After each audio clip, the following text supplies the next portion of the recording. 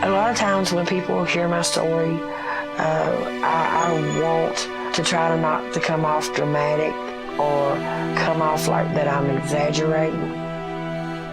But there's no way not to come off that way to some people, because unless you've lived it, you can't imagine it. Unless you felt it, it's hard to comprehend it. It cost me everything.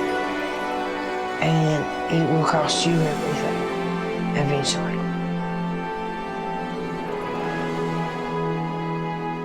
I can't even say that I don't have a lot of good memories, because I really don't have any.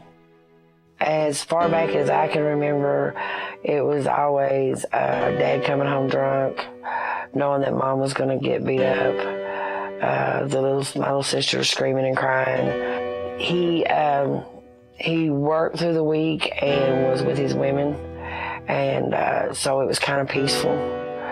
But he would always come home on the weekends drunk and then turn our world upside down and leave again.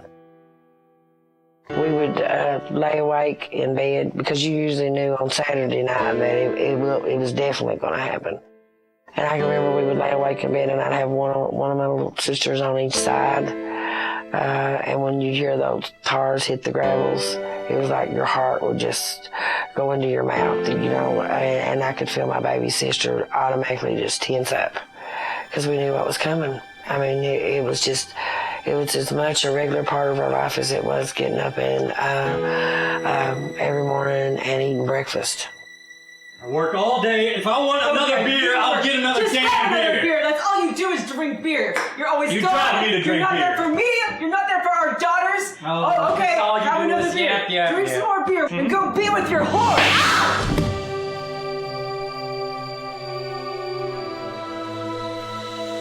See? All you just keep nagging at me, right? Just keep nagging. Stop! Leave her alone! Eat your food. Are you growling while you eat? You did it. I didn't do it. She did it. What is this game? This is a new game. Debbie, hungry. You're not going to eat that. No. Growling at your food. You can't have that one either. What's this? This one's cold. Is that her? Don't worry about who it is. Love you. Love you. See you later. We might not be here when you get back. Ever trying to take away my girls. I'll kill you. Bye. Eat your food. He could always control Mommy, and it got to the point that I think that, well, she actually said to me at one point, I'd rather be dead. She worshipped him. When he was home and he was doing what he needed to be doing, she was the only time I ever seen her smile. The only time I can ever remember my mother smiling when she was packing my dad his supper to the couch. But then when he finally moved out and just came in on the weekends to do what he'd always done to her, she did get to the point that she had just given up, I think, and decided that it was time to go.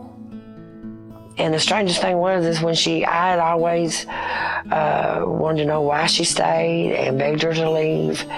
But then when she did decide to go, and I was with her when she went and paid for the moving van, and talked to my uncle about going, and I seen she was serious, then I tried to talk her out of it.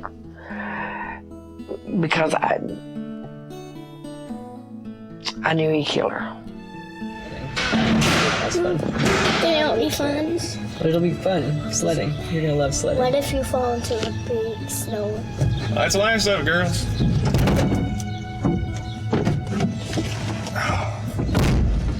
Y'all ready to go, Kentucky?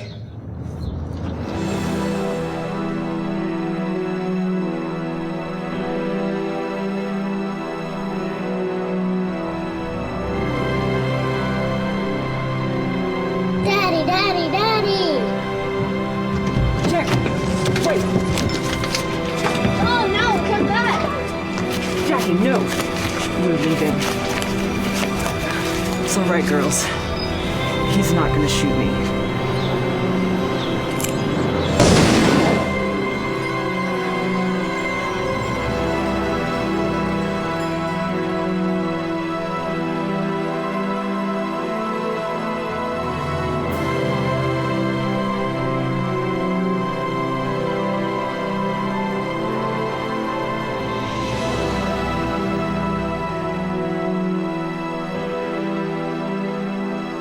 I got down beside of her and she told me that she loved me.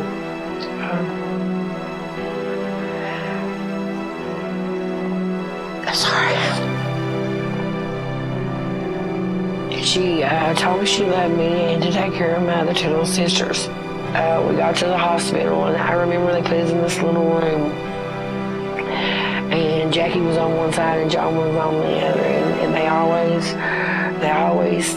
would squeeze so tight with my hands that it was just an automatic. They would reach for my hands when anything had happened. I remember the doctor coming in, and now I think of it as it was just, and it may just be a child's memory, but he was just so cold, and he was just like, she's dead. Do you want to see her? But in my mind, as long as I didn't see her dead, then she wasn't dead.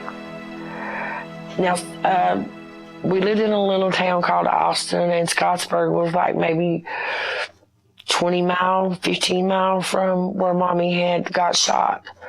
I can't tell you right today how I got back to that place. But I remember coming to myself and I was sitting where she had fell. And I must have sat there for hours because my uncle came looking for me. And they took us, he told me that I had to go to his house. I remember my grandmother, which was my father's mother, she was all about Daddy. She, and to a point I understood that, but to a point that it was, she was just kind of, she was a cruel woman at times. She woke me up and she told me that they had called Daddy, and I started crying. And she told me to shut up, to get up and get ready and get my sisters ready, that we were going to go to the jail and see him, and that she didn't want me to upset him by crying in front of him. You all just better behave. Don't say anything to upset your father. Behave yourselves. Give your daddy a hug. Come on, come on. Don't you say nothing to upset your daddy. You hear me? Nothing. And tell him you love him. Come on, come on. Hey, girls. Hi. How are you? Look how pretty you guys look. Come on. You look pretty. You being good for Granny? Yeah, good. Hey, Mom. Hi, son. You doing okay? I'm all right. Talk to the lawyer? I have, yes. He's going to get right on it. He's going to get right on it. And, we're just doing the best we can do. It may take some time. I think he'll be able to help. I really do. So, just be patient. It's the only thing I can tell you. Pop, just take some time, okay? All right. All right. Let's go, girls. We gotta go. Give me a hug. Give me a hug. Where you going? Can't live without giving me a hug. I love you. You'll be good. Debbie, you gonna give your daddy a hug?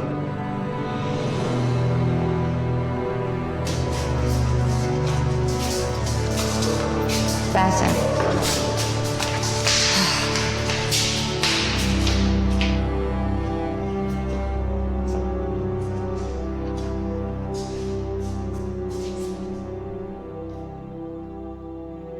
We left the jail and went straight from the jail to the funeral home to see my mother. When I got there, everybody went in but me, and I couldn't. I just couldn't. My mother was all I knew. Hey, baby. It's time. It's getting ready to start. Oh, I can't go in there. It's gonna be the last time you get to see your mom. You need to go. No, it's my fault she's gone, and I'm not going to see her like that the last time. Well, if you feel like it, you come on in, okay? I'm not going on in, okay? You need me for anything. Come on, girls.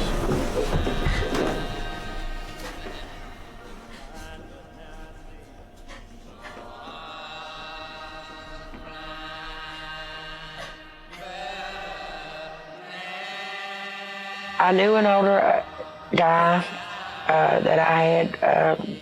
My dad had knew him. I knew him all my life, and he came up to me, and I'm not for sure if he is the one. I won't say that he was, but if I was guessing, I would almost say that that's where I got my first Xanax. I took that Xanax, and it was like it all went away. I couldn't feel anything. I couldn't feel. It didn't bother me that mommy was in there. It didn't bother me what had happened in the last 3 days because I was feeling nothing. And if that's what they wanted in order for them to leave me alone was to go in there, then that's what I would do.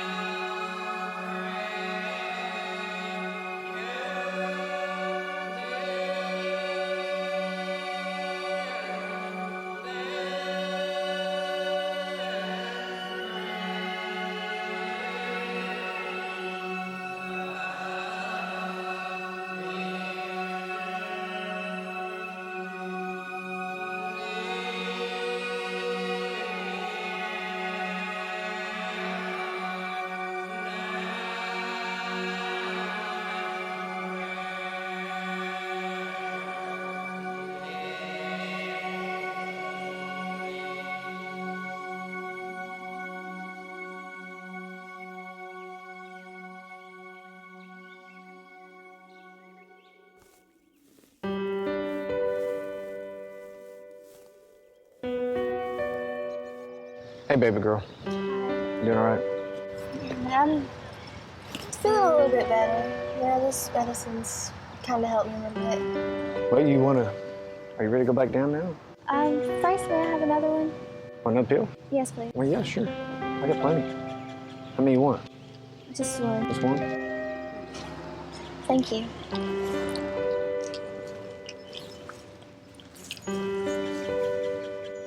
Yeah, it's a tough day.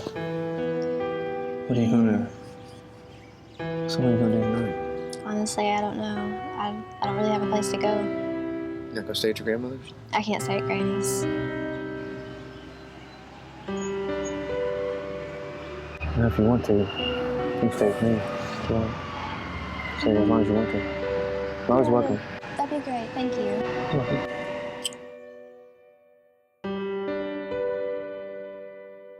I wasn't afraid of anything. I didn't feel anything. And that just became my answer. It got me through the next 30 years of my life.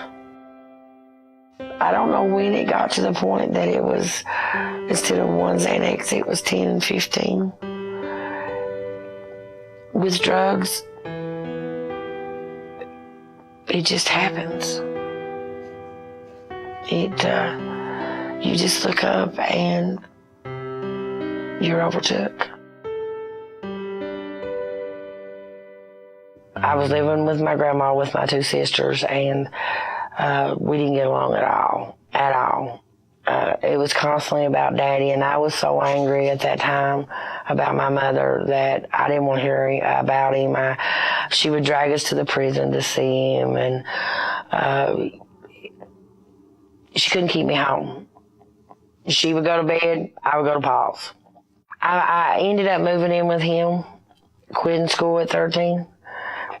Now that would be a major, but at that time, I was a problem that Granny didn't have to deal with, and the school just didn't care.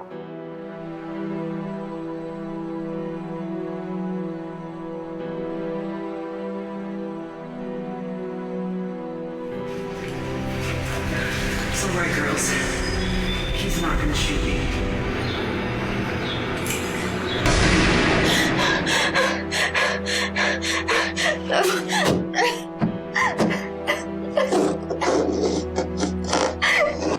Baby girl? Baby girl, what's going on? Oh, you had another dream. I keep having a dream. Come here. It's okay. I just want my mom back. Shh, just take a breath. Take a breath. I want my mom back. I know, baby, I know. It's okay. It's just a dream. It's just a dream. Just calm. Breathe. There you go. Calm down. I'm here with you, okay? Can you please hand me that? Yeah, sure. Yeah, here. Take a hit of this and make you feel better. There you go. You start feeling better here in a little bit. But at 13, it pretty soon got really old that Paul passed out every night, and that he had to go to work every day, and playing house stopped being fun, I guess. And they were a lady that I had knew, or she had knew my mother, and she had 2 children, and the daughter was the same age as I was. She told me, she said, you're a child, and if you want to come live with me, come live with me, and you don't have to do this in order to keep a home. What?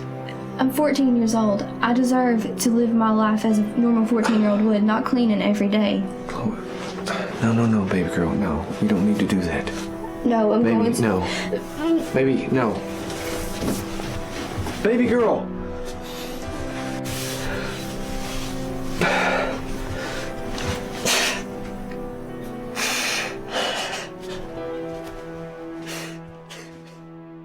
But anyway, I ended up moving in with Corey, and still getting the pills. At that age, 14, a lot of older men wanting to take advantage, a lot of older men willing to give me whatever I wanted so they could have whatever they wanted. And I learned really quick that was the easiest way out. And if you don't feel anything, then, you know, it was just easy to do. The hard part was when there wasn't no pills. And sometimes crawling into bed with somebody and knowing that the only way that you were going to get the pills was to crawl into bed with them and get them afterwards. I can remember getting sick to my stomach and feeling like trash. I had no self-esteem whatsoever. None. You want to do another one of these with me? Yeah, definitely.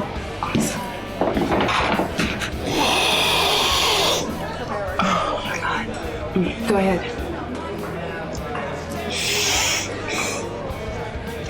Pretty good, huh? You want a shot? No, that's not my thing. I'm gonna stick with this. That's cool. See what's up, baby.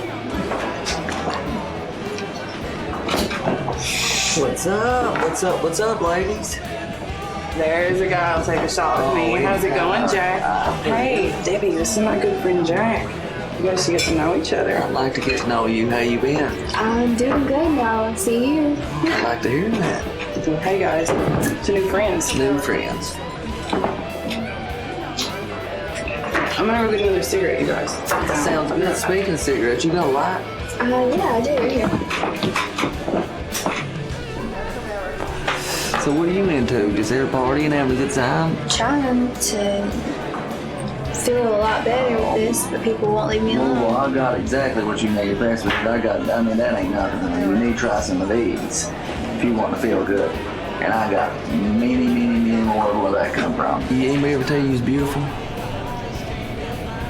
You must have taken way too much dope. No, I mean, I'm a little drunk, but I'll just tell you, you're beautiful.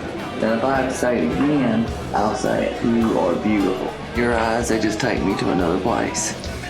I'm telling you, I want to marry you. You will be my wife. No. I promise. No. It's the last thing I do. You will be my wife. He asked me to marry him after a month, and I did. We got our first trailer, my first home that I could, really call mine, and I was there because I wanted to be, not because I had to be, was the way I looked at it at that time. Now, he dealt drugs, was the first thing that attracted me to him. He was a way to have a home. He accepted the fact that the drugs was a part of my life. And the money, I never had that much money. He bought me whatever I wanted. I married him when I was 16. Within 6 months, he was buying me a new trailer. I was driving a nice car. The dealing got bigger. I ended up pregnant with Joey.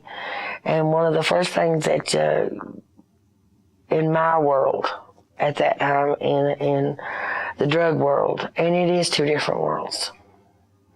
The drug world and the real world, we function along beside the real world, but it's a totally different world. At 18, I got pregnant with my son. It was normal. Can you build Mommy something pretty? Just keep stacking them there for Mommy, okay? You're doing so good. My mom and my granny. Come on, baby. You know I don't like you doing that in front of the boy. I can't help it. You know these are my medicines. I understand, yeah, I know, but not in front of the little kid. Come on, that kills me. Breaks my heart. You're doing so good right now. Oh goodness, they all fell over, didn't they? Hey man, you got stuff I got ordered? Don't always. Right, man. Appreciate it. Have you a good day. Hey, you be careful. Joey, baby, how about you go and play with your daddy, okay? Mommy's gonna take a nap. Mommy, wake up. What is it, baby? I'm gonna go outside and play. All right, go on outside, honey. I was a 20-some-year-old bride with a little son, but I had a drug dealer for a husband, and there was always those young girls, 14 and 15, that wanted drugs and that was willing to sleep with whoever or whatever. Here's what I want you to do. Listen to me. Sit down right here and don't move. You promise me you won't move?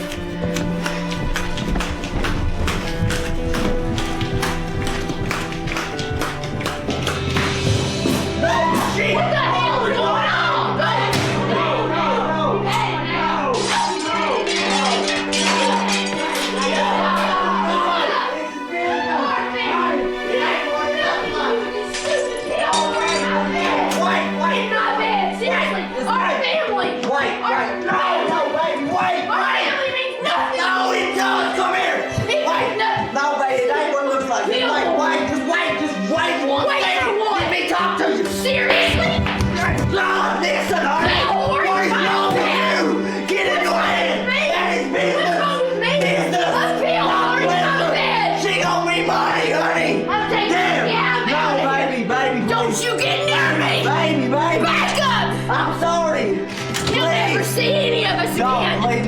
No, you're not leaving. Back up! No. Back up! I'm sorry, listen.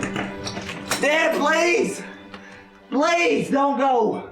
In the end, it ended up in divorce, and I took my son.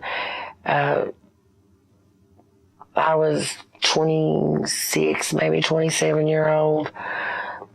I'd never worked. I'd never been on my own with Joey. By that time, I was taking sometimes 30 Xanaxes a day. And by that time, the pain pills had come into play, the Percocets and the Loratabs and along with the nerve pills. And my life was just complete fog. Daddy had got out of prison by that time. Actually, he only got 5 years. With good lawyers, and he'd only got 5 years. I had moved a trailer in beside of him, me and Joey, and I had got my GED and had started working in a nursing home. Still staying wiped out of my mind. I could come home. At that time, a functioning addict. I could work. I was really good at hiding and lying. Hey, Bubba. Hey, Where's your mom at? over here. All right, go get her.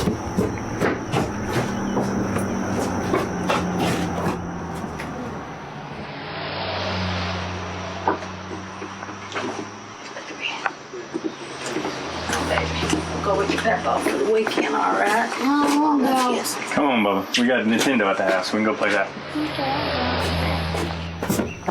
Debbie, what'd I tell you? Would you tell me about what? I said, if you're in this house getting high, you bring the boy to my house. I live right down the street. Dad, it's been 3 freaking days since I've done anything. You need to get it together. You got it? Come on, boy, let's go.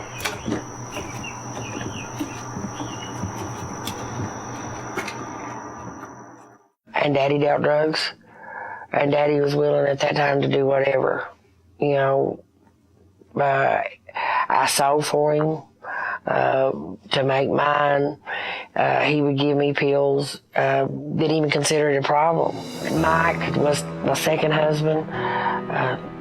I knew him as we were growing up as children, but he had went to Texas, and they gone and married, and I had married Jack, and I had divorced, and he had come back from Texas, and he had divorced, and he was dealing the drugs.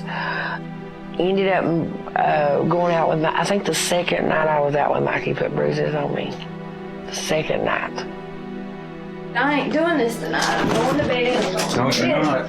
Oh, yes, I am. No, you're not. You better leave me alone. Get your ass, get off of me. Get the off of me. Get off me. You stink. Ow! Ow!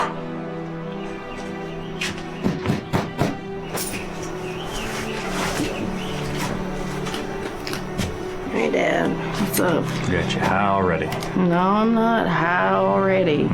What's that? What's what? Still seeing that Mike guy? Gosh, Dad, I love him. You know he's my life. Well, he doesn't need to be beating on you. Well, maybe it's like mother, like daughter. Maybe I'm just like my mama. Take these, sell them, and don't use them. Wake up, there you go. I might be able to do that. I don't know. We'll see. Just make sure you get it. Get it done. He moved in with me and Joey. He was on coke. That was my first experience with coke. He did the pills and the Xanaxes. It was a normal thing of the mornings with me and Mike to get up. I would fix a pot of coffee. He would lay down, him 15 Xanaxes, me 15, and we would sit there and drink that pot of coffee and take those Xanaxes and then start the day. Joey stayed a lot with my dad. He was 7 and 8 when me and Jack divorced, and Daddy lived at the bottom of the hill and started getting worse. Mike started getting more violent. Joey went on one to take up from me, and I got really afraid for him. So he wanted to go stay with his dad a lot, so I ended up just letting him go in order for him not to have to watch what was going on in my life. I was working the nursing home because with Mike you did work. You know, I went to work. He didn't work, but I had to work. We were together we've been together almost 5 years when I got pregnant with Leanne. And actually the way I found out I was pregnant was Mike had whooped me really bad. My ribs, my eyes were black. I had left him and went to my sister's. He'd come and beg me back, and honestly I was pill sick, and my sisters didn't know I did drugs. And I went back home, and it dawned on me that there was a possibility that I was pregnant. What the hell? Why this house ain't cleaned up? Hey, please not. You been here all damn day, and one thing ain't been picked up since you been here. What you been doing? Not today. You been doing your damn pills again? Please don't. Are you coke? Please don't do this today. Please don't do this. Where's the food at? Please don't do this. Oh, it's time for a ass whip. Oh, please don't do this today. This what you get. How did you like that? Huh? Took a pregnancy test, and I was pregnant. I remember my first thought was, oh my God, I'm trapped for life with this man now. Because he was like Daddy, the beatings was a normal thing. It was just something he did. If he came in and somebody down the road had made him mad, I was gonna get whooped. He would come in if I had supper on the table and he hadn't had enough pills that day. He would flip the table and I was going to get whooped. I had become my mother. I had become my mother. He never touched me the whole time I was pregnant. He had used the drugs to control me with at first, but then the drugs had took control of me. And even he couldn't, because if he whooped me, it was my excuse to get high. If I didn't have, if I run out of pills, I had a man down the road who would put them in another vehicle for me. I'd put the bread in the bottom of the garbage can, tell him I needed bread, and come back home and be wasted out of my mind. Here's your beautiful baby girl. Baby girl. Mine. No, this daddy's little girl. Mommy, hold her. No, we will after I get done loving on her. She'll hold her. Daddy's little girl. As soon as I brought Leanne home at the first night I was home, he slapped me. 3 months later, found out I was pregnant with Jesse. After that, it got really bad. Because I got really bad. I was terrified because I'd been using heavy, and I didn't stop with her. I couldn't. I remember praying that she'd be born all right. I was afraid that she would be born. I didn't even know if she would be alive when she'd been born. By that time, because it was the oxys, and it was the Xanaxes, and it was the coke, and the beatings. But thank God, both my girls were healthy. Where are you at? I'm in the bathroom. Why's my baby crying?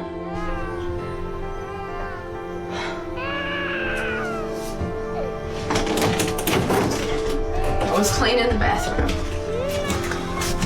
Little Leanne's crying. I was cleaning the bathroom. I'll go in here and take care. No, you won't. Since she's crying, you're going to cry. Get off me. Get off me. No, I was checking on her. I was checking on her. I was still working at the nursing home at the time. I would get up at 4:30 in the morning. I had 2 little babies in diapers. I would get them ready. I would take them to the babysitter. I would do a 40 before I left home. I would go in the bathroom at lunch. I'd do another 40. The Oxycontin by that time had come into play. The Xanaxes was really easy to do. I swallowed them. I went on. That was just that was just a given. But when the Oxycontins came in, you had to find somewhere to do them. You had to lie. You had to sneak. I'd do them at lunch. I'd get off from work. I would go get the kids. I'd give them their baths, feed them, put them in the bed, and do dope till I passed out. Wake up and start all over again. Liam was almost 2 when I decided to leave Mike. He had this favorite thing of he liked to kick me in the ribs with steel-toed boots. I've had him to be knocking me around and him not have his shoes on and put his shoes on. But I remember being down on the floor and he was kicking me, and I heard somebody say, "Mommy," and I looked up and she was standing in the door. And when I looked into her eyes, I seen me. And I remember thinking that I would never let her turn out like I had. So I got up the next morning and he kept a pistol in the head of his bed. And he used to like to tell me that if I didn't do what he said, I'd end up like my mother. What's that? If you're gonna kill me, you might as well just go ahead and kill me now. Because when you get back from work tonight, me and the girls is gonna be gone. Yeah, whatever. Yeah, whatever. And I packed the girls up and never did go back. was terrified at first, but once again, the drugs got me through it. I just laid wasted, got a little place, kept working for a while, but then the drugs then overtook me. I couldn't function at work. If I got ready to go to work and I didn't have the dope, then I would run until I did find it, which made me late for work. I would go pick the girls up after I got off for work, probably run 3 or 4 hours to find it, use till I passed out, get up and get them started again. Wasn't paying the bills, because then I didn't have nobody. It was just me. There was no man to buy the drugs. I had 2 little babies, and every time I would work out, would go for the drugs. I don't know if I remember the part about my mother, the things that my mother had taught me, or if it was just God. But there was still a little bit of human in me. And I got to the point that I was driving with the girls high. I couldn't pay the bills. We didn't have groceries. And when I did get money, I would tell myself that I could buy a $140 pill and buy them a pound of bologna and a loaf of bread, and I was being a good mother. But it came to the point that I looked at them and I knew that I was going to have to do what was best for them. I ended up taking them to their grandmother and their dad. Not that I trusted their dad, but I knew their grandmother would watch over them and she would take care of them. Why do we have to go to Grandma's? You're just gonna stay up there for Mommy for a while, okay? Okay. Always have fun with your granny. But we don't want to go. Will you just stay up here with Granny for Mama? You know I love y'all. You know I love you all very much. I want you to know that, okay?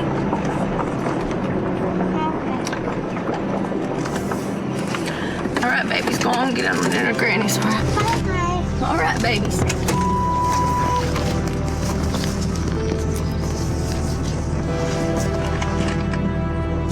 Bye, girls. Mommy loves y'all. One of the hardest things I ever did in my life, but I don't regret it even to this day. I don't regret that.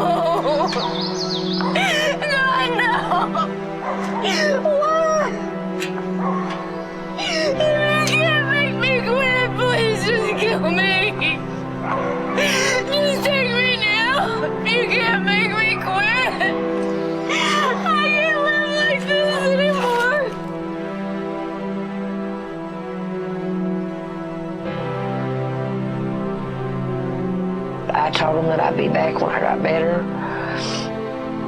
I remember pulling out of the driveway. I remember going down the road and getting out and just laying on the ground and screaming. I had just given my heart away. But in my mind, there was no way I could stop the drugs. I just didn't, there was just no way. I couldn't function. I loved my girls with all my heart.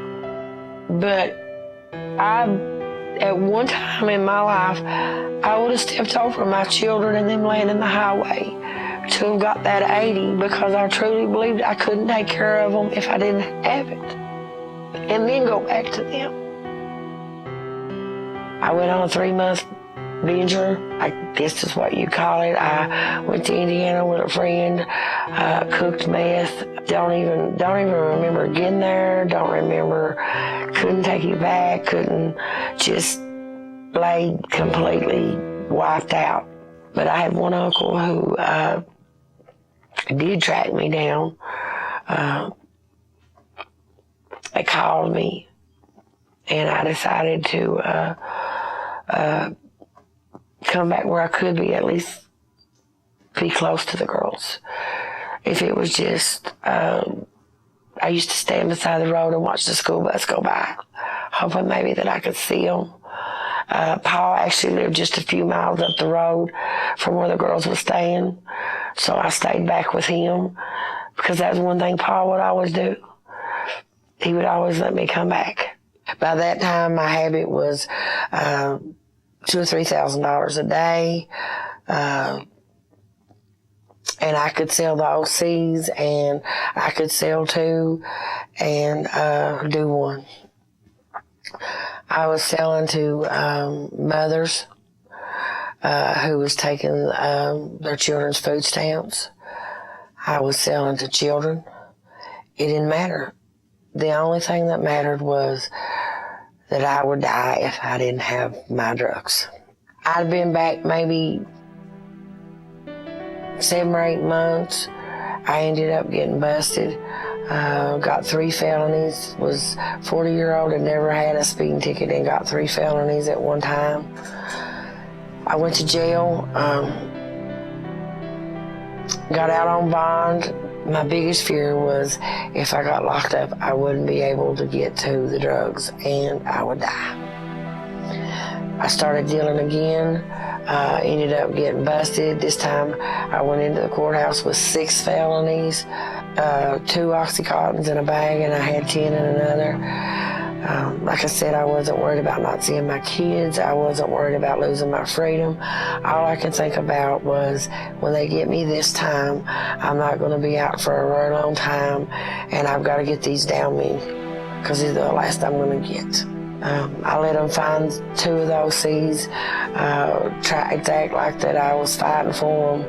While they were fighting for the 2, I swallowed 1080s, 1080 Oxycontins. By that time, my tolerance was so high that it would have killed anybody normally. It just knocked me out for 3 days. When I woke up was when my life changed. For the first time ever, from the time I was 13-year-old and now 42-year-old. I mean, it had never even crossed my mind that I could get sober or that I wanted to, because there was such a fear of giving up the drugs and having to deal with life that it didn't even cross my mind to even stop until I woke up in that little cell. I ended up getting 10 years. The judge actually asked me, did I have anything to say? And all I asked him was to please send me on, because I knew once I got to Pee Wee Valley, which was the women's state prison, that I could start learning and I could start changing and maybe get back to my children. I asked for permission to call my kids. I never made my children no promises. I just told them that I was going to do everything it took, never to use drugs again. I started calling them on weekends, but the thing is once I sobered up, then it was like 25 years of pain hit me in the face just all at once. The loss of my children, the loss of my mother, the things that I had done for the drugs, the men, the lying, it just all hit me at once. And all I did was cry. I remember even telling my counselor, you know, I don't want to do this. All I do is cry and think, and I can't do this. And that's when she looked at me and told me, she said, you're healing. For the first time in years, you're actually feeling something. I pulled 2.5 years. I prepared myself. I made a list of everything that I would do, everything that I would say, what I could do, what I couldn't do. When I got out, I told my family if I start blaming everybody for what's happened to me, I'm using. If I don't have a job without them, and within a month, throw me out. I give them every sign that I could possibly think of, so that if I slipped a little bit, they could stop me, or at least help me. I'm a clinician for the Solutions Program, and tell me a little bit about yourself. What brought you in here today? I lost my kids 7 years ago, and my ex-husband's mom has them right now, and I've got to get them back. I've been out of prison for 6 months. I've been clean for 3 years, and I really want to get my children back. No, I've got to get my children back. I used to do some pretty bad things to get my dope, you know. So if I would do anything in the world to get my dope, why wouldn't I do anything possible within every breath I have to get my kids back? And I will. I'll do anything. Whatever this entails, whatever, I will go 150% over what you need me to do. I realized for a long time that being sober, without being sober, I don't have nothing. I have absolutely nothing. And I am sober now. And I just want my baby. Well, you're in the right place, okay? So you made a good step here. This is exactly where you need to be. It's a long road before you, right? But we'll make it through. Well, you're going to do it, okay? I'll do anything. You can drug test me right this second if you want to. Well, let me tell you about the Solutions Program, okay? It's designed for people just like you, okay? You're not alone. There are other people here that have gone through the same, or not the same, but equally detrimental things, okay? It's a 9-month program. Mm-hmm. We have, but you'll be drug tested randomly twice a week, approximately. Is that okay with you? Definitely. I'll take one right now, sir. Anything. Awesome. Well, how do you feel about groups, meeting with other people? I will be honest with you. Like I said, I'm going to be honest. I do have a concern with going into a group with women that I've used with. Mm-hmm. That scares me a little bit. I don't know how I would deal with that. Okay, we have groups 3 times a week. I'll be at all 3 of them. All 3 of them. That's great to hear. Okay, this is a good I like this kind of meeting. Okay, if you do that and you stay clean and you come to our group sessions, we will do our very best to help you get your kids back. Okay, now I'm not going to lie to you. This is a very difficult program. It's going to take a lot of perseverance and a lot of courage. I understand. You got that, don't you? I do. I'm working 2 jobs. I'm working in the morning from 5 a.m. to 10 p.m. I'm staying with an elderly lady. But this program is going to come first, no matter what. Everything else can go to the back burner. This is the most important thing to me. You're in the right place. I can't tell you. And I'm so happy to have you here. Okay. I'm happy to be here, sir. Good. And I'm going to see you at the next group. And my biggest fear was they were going to put me in a program with women who were still using or had just stopped. And that could have been a big trigger for me. And I was terrified the day I went, my first day at Solutions. I'd imagined everything in the world. But then when I walked into that room, I realized it was where I needed to be, because it wasn't the women that I'd used with before. It was those little kids that we rode around in back seats all day and throw them a bag of chips while we looked for our dope. It was those little kids that we locked out of the bedroom and them crying so we could do our dope, that was now sitting at the table fighting for their children and with an addiction problem. But you just got to stick it out. I'm a little nervous, but I got this. I know you have. We all have faith in each other, don't we? We better get in here and listen to Susan all day. Will you stop being negative? Where are we going? Hi, ladies. I'm Debbie Terry, and I'm your lead peer support. I'm a recovering addict who now works for the Solutions Program.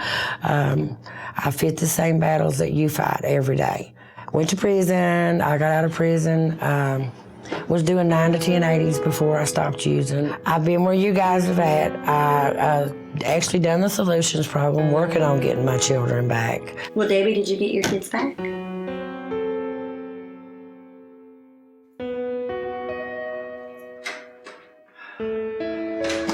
I I never dreamed of getting full custody of my kids. When the judge told me that he had no other choice but to give me custody, and that was the way that he put it, I actually made him repeat it. It was unbelievable. It had been 7 years from the day I dropped my kids off till that day that I got custody back. The most precious gift on earth was given back to me that day. I was actually surviving sober. Every person that I work with now, I tell them that when I look into their eyes and they walk into my program, it's like they're dead. It's like a zombie. But when I see one of them get sober and get their children back and cry to me and say that I can't believe that was me, I know they have a chance. I know they have a chance. Out of everything that I've been through, everything that my children's been through, if I knew that one person, that one 18-year-old or one 19-year-old would watch this and say, never me, I'll tell you that it's worth everything I've been through, because I would not wish this on another living soul. And I have two beautiful daughters who are going to soon be starting college, who never picked up a drug, make straight A's in school, but yet they were victims. Winner is from Kentucky River. Please welcome Debby Terry. I'm just going to say this because this is what was on her nomination. Debby struggled with addiction most of her adult life after a very traumatic childhood. After graduating from the Solutions program at Kentucky River Community Care, she volunteered to help other women get their life back on track. She became a mentor to many women, proving to everyone there is life after addiction. Debby Terry. When I started for Kentucky River, the first thing that amazed me that they were rooms full of people that were asking me questions like, how can we help? How can we understand? Please explain to us. And doctors and lawyers and judges coming up to me and saying, I have a child that suffers from what you suffer. Please tell me what to do. I'm